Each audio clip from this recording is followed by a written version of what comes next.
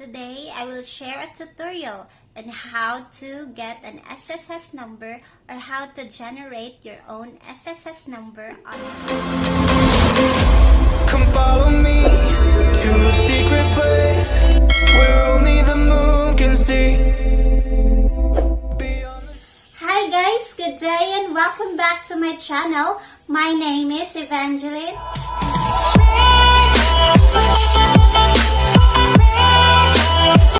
And guys, in today's video, I would like to share a tutorial on how to generate or get an SSS number online.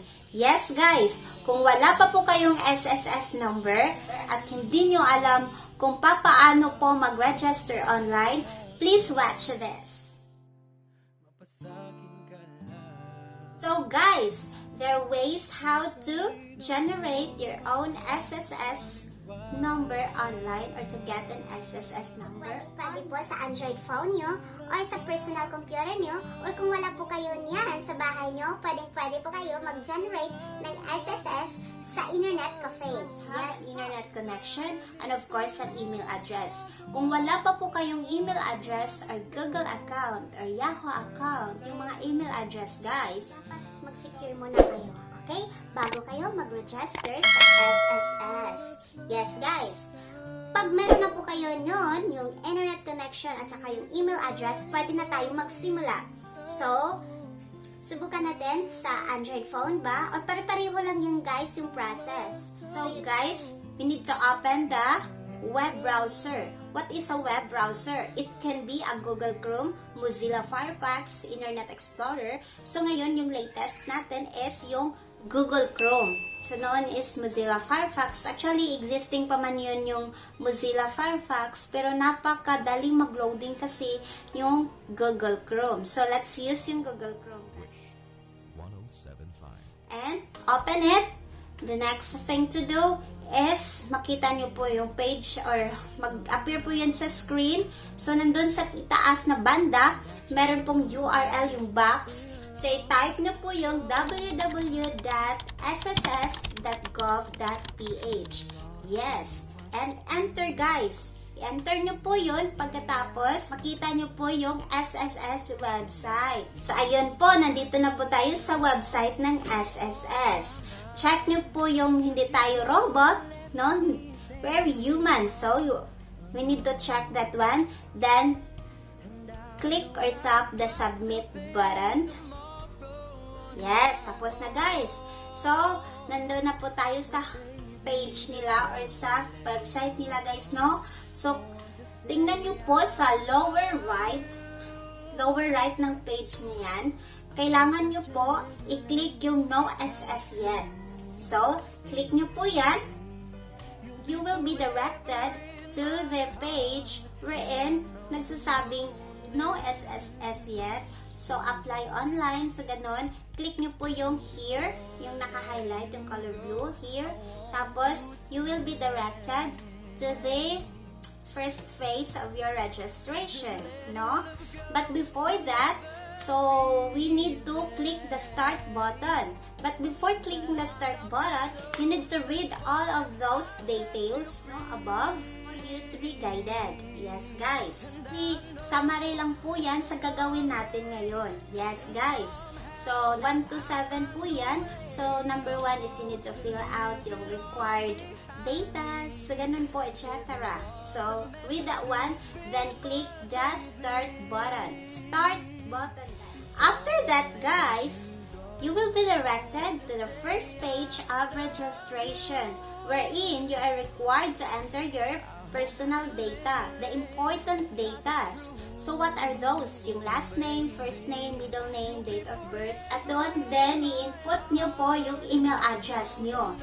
Guys, after nyo mag-fill out ng required data, so, kailangan nyo i-fill out din yung CAPTCHA. Pagkatapos, check nyo po yung certify the above information. After that, you need to click the submit button. So, pagkatapos niyan is an email will be sent for validation and continuation of your registration. Doon po sa ini-input nyo na email, for example, yung email address ko is evangelinguerrero@gmail.com. So, kailangan ko yun i-open upang makapagpatuloy po ako sa pag-register. So, of course, I need to register or I need to get an SSS number. So, hindi po yun sapat yung phase 1 lang po. Meron pa yung phase 2, phase 3. So, kailangan ko po yung makuha yung link. Check your email and then you get a notification from SSS. Then, after that, may nakita po kayong like nakakulay blue, highlighted po yan. So, try to click that one. Then, you will be directed to the second phase of your registration. So, please supply all the required data, no? There are your religion, your marital status, your address, your parents' name, and of course, the purpose why you get an SSS number. Then after that one, you need to review properly, no? Just click yung next. As kailangan nyo po i-save data, then click the next button, next, save data, click the next button, then generate SSS number. Before generating your own SSS number, kailangan nyo po i-check ng mabuti, check ng maigi, check properly kung tama na po yung pinifill out nyo. Baka po, meron pong mali. So, ayun po, kayo lang po yung mag-suffer. Kailangan nyo po pumunta sa SSS upang itama po yung mali na ginawa nyo. So, after that, you can click the Generate SSS button. After that, once you click the SSS Generate button, click nyo po yung Submit button. After you click the Submit button, so may mag-appear po yan sa screen nyo. A message saying, do you want to proceed without submitting the documentary requirements? Click yes if you will not upload your documents. No if you want to upload your documentary requirements. After that, you need to fill up yung height in centimeter, yung weight in kilogram, then you need to provide your preferred user ID. Preferred user ID, ano po yun? For example, ako si Evangeline, so pwede ko po ilagay doon Evangeline 2021. So, preferred user ID ko po yun. So, sa akin yun. Para po yun, in preparation sa account ko sa My.SSS. So, ayun po. After that one, meron yan sa ibaba, account mo. So, hindi man yun required as of now. So, pwede lang kayo mag-click ng submit button or continue. So, ayun, click nyo po yun to generate your SSS number. Congratulations! You have successfully applied for an SSS number. What you need to do is to print yung SSS number slip. Gagamitin nyo po yan upon application when you are going to apply for UMID card. And guys, you need to visit your email address, no, para po mag-activate sa inyong My.SSS account. Yes guys, kasi nakasend doon ang link to activate your My.SSS account. I'm very happy that you have just generated or secured your own SSS number. So yes guys, your SSS number is your lifetime number in SSS. So yeah, guys, hindi na po yan pwedeng palitan. And also guys, since ngayon lang po kayo nag-generate ng sarili nyong SSS number, so hindi pa po yan permanente, temporary lang po yan. So ano po yung temporary? Nga, lifetime number ko na to, bakit temporary pa? So yes guys, temporary pa po yan yung status niya kasi hindi pa po kayo nagkapag-submit ng required documents. If ever nakapag-submit po kayo ng required documents, ayun, permanente na po yan. So meaning you can enjoy the benefits that the SSS will give, no?